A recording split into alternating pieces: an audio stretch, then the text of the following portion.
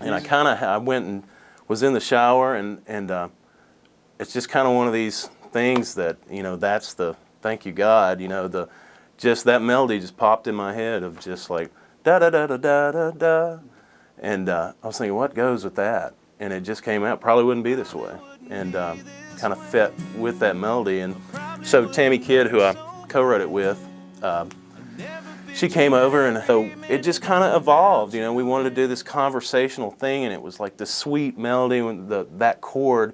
You know, sometimes when people just hit a chord, it evokes some emotion, and so, you know, when we started off with that, we kind of wrote it, you know, from the beginning to the end. We didn't know where it was taking us, but those are, you know, the special ones where it's, you know, you're kind of channeling something. That sounds so cliche, but it's the truth.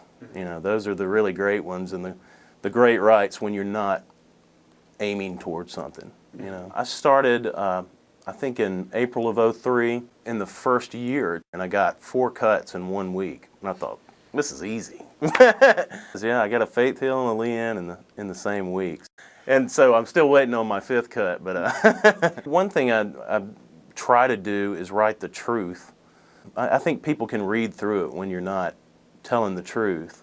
And I love the writers like Hugh Presswood and Stephen Dale Jones and those guys that were just, I mean, it's a 5-word sentence and it just says everything. Everybody knows what they're talking about, and I mean, that to me is the great craft of songwriting. And so basically I just try to copy them. And probably wouldn't be this way. We kind of started off, and I wanted to write something really intimate and you know, like those guys like Stephen Dale Jones and Hugh Presswood, and just kind of using your own life and what's going on with that.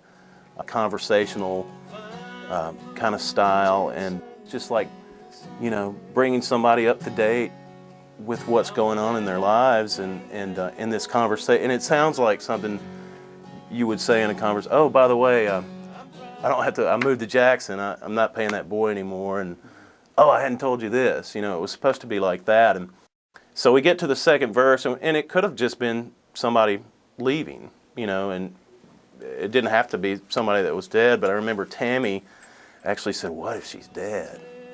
Or what if he's dead? And we kind of went, no. And then we were like, yeah, maybe so, you know. So, and I think it was Tami who said that line. Well, she said, when they see me around here talking to the stone. And from that point, I remember we both were like, oh my God, we were high-fiving, and it's always trying to find that twist. You know, what can you say going into the chorus that makes the hook make sense this way, and what, you know, how do you twist it coming out of the chorus, you know, to make it mean something totally different.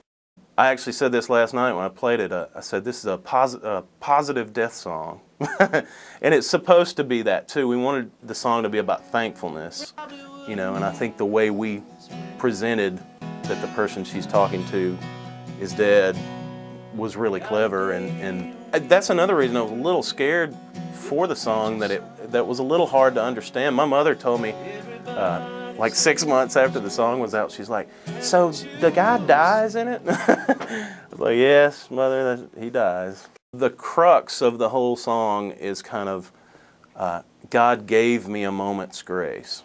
She's saying, thank you, God, for the little time that I had. And to me, that's what we were trying to do, not make it this big downer. You know, that song moved really slowly, which was good for us. I mean, there was a time when we really thought it wasn't going to make it past 30, and it was just best case, you know, scenario for that song, and it was just a guitar demo. We didn't go in and have professional players play on it, and I put some crappy string parts on it, and Tami just has a killer voice, and I truly believe that she was a big reason that, you know, her voice was a big reason that song got cut. I don't think that's a normal song that, you know, people probably are going to put on during drive time, you know, in normal circumstances. So it kind of beat the odds.